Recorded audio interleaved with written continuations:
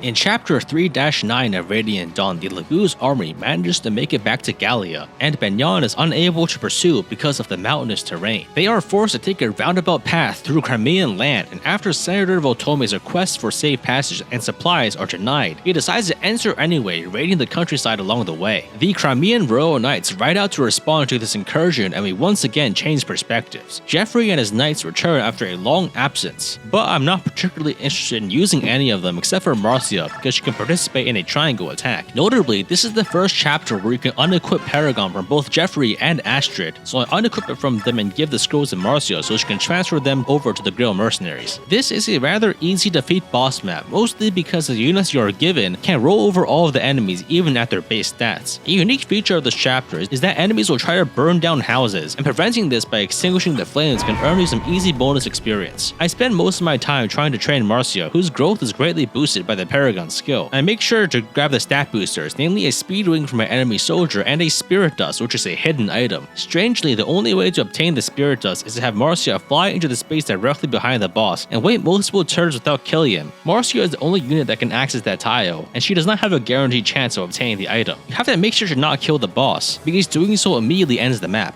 All the while, the boss has a very small chance of critting and instantly killing Marcia, which is more strange than risky. To make sure that Marcia doesn't randomly die, I place an unarmed Kieran in the boss's range to draw his attacks, and manage to get the spirit dust after a couple of turns of waiting. After the battle, Alencia meets with Senator Voltome and boldly declares her neutrality in the matter between Gallia and Benyan. Voltome threatens Alencia, but Zelgius tries to de-escalate the situation by offering not to take supplies from Crimean villages, but he still intends to pass through Crimean lands and fight within his borders, leaving Alencia with a difficult choice of how to proceed.